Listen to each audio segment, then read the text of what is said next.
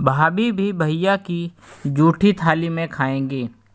अम्मा, तुम बाबूजी के जूठे प्लेट में क्यों खाती हो? तुम बाबूजी के साथ एक ही थाली में खा लिया करो, परंतु उनकी छोड़ी हुई जूठन तो ना खाओ। यह स्वास्थ्य के दृष्टिकोण से भी अच्छा नहीं होता है। मैं अक्सर रेण दीदी को बड़ी माँ को टोकते हुए सुनती थी। बड़ी माँ भी कुछ जवाब नहीं देती, बस मुस्कुराकर चुप हो जाती। हमारा संयुक्त परिवार था। पापा के साथ साथ बड़े पापा व चाचा जी, तीनों भाइयों का परिवार। हम सब इकट्ठे एक ही आंगन में रहते थे। दादाजी का स्वर्गवास हो गया था। दादी जी घर के मामलों में ज़्यादा कुछ दखल अंदाजी नहीं करती थी। बड़ा खुशहाल परिवार रहा है मेरा। मेरी माँ सरकारी स्कूल में शिक्षिका थी। वह सुबह 9 बजे घर से निकलती तो शाम में ही घर लौटती। स्कूल से लौटने के बाद मेरा ज़्यादा समय बड़ी माँ या चाची के साथ बीतता। सुबह में माँ को स्कूल जाने की हड़बड़ी रहती थी, इसलिए उनको पापा की जूठी थाली में कभी खाते मैंने नहीं देखा था।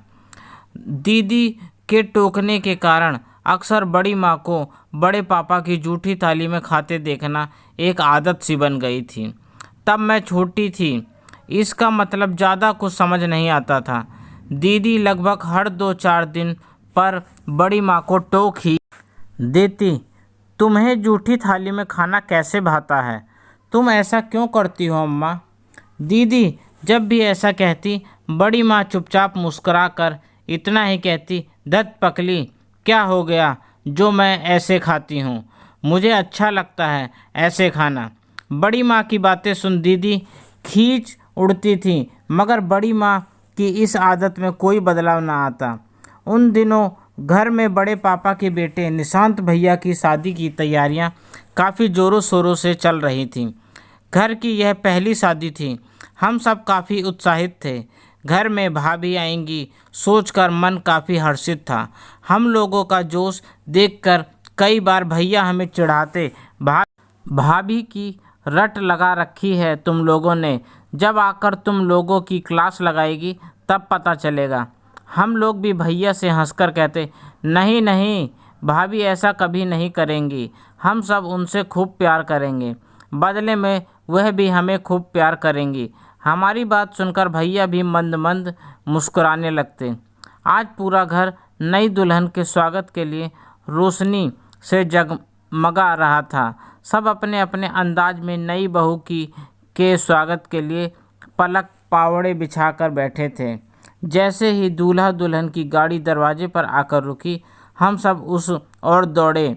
अम्मा, माँ, चाची सब ने मिलकर भैया भाभी की आरती उतारी। फिर मुँह मीठा कर उन्हें घर के अंदर प्रवेश कराया गया। रस्मों रिवाज पूरे होते होते खाने का वक्त हो गया। पहले भैया समेत घर के बाकी बुजुर्गों का खाना लगा दिया गया। अचानक भैया ने मुझे अपने पास बुलाकर धीरे से कहा, अम्मा से पूछना कि थाली में जूठन छोड़ना है क्या? तुम्हारी भाभी भी इसी थाली में खाएंगी। मैं उछलती कूदती बड़ी माँ के पास पहुँची। बड़ी माँ, भाभी भी भैया की जूठी थाली में खाएंगी? भैया ने आपसे पूछने के लिए कहा है। उस समय मुझे ज़्यादा समझ तो थी नहीं, सो मैं सबके सामने ही बड़ी माँ से सब कुछ पूछ बैठी।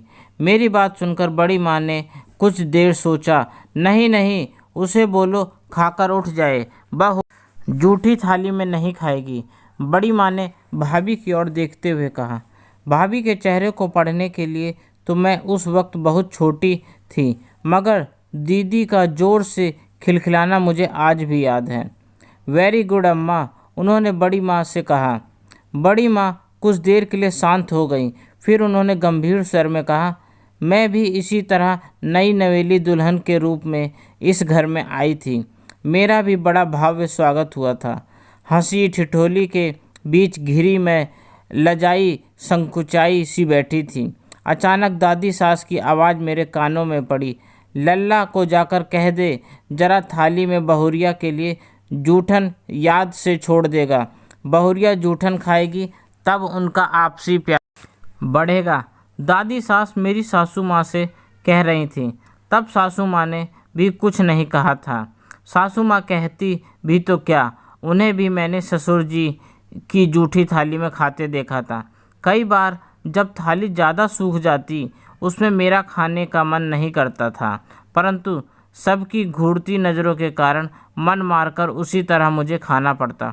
सच कहूँ तो अब एक आदत सी बन गई है, अगर उनकी थाली से ना खाऊं तो मेरा पेट ही नहीं भरता। कहते हुए बड़ी माँ की आंखें भर आईं।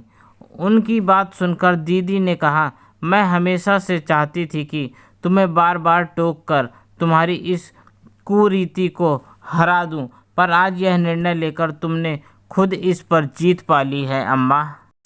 सच दोस्तों, उम्र के इस पड़ाव पर आज जब मैं पीछे मुड़कर देखता हूँ तो ऐसा लगता है कि इस प्रथा को बदलने में बड़ी माँ ने कितनी हिम्मत दिखाई थी।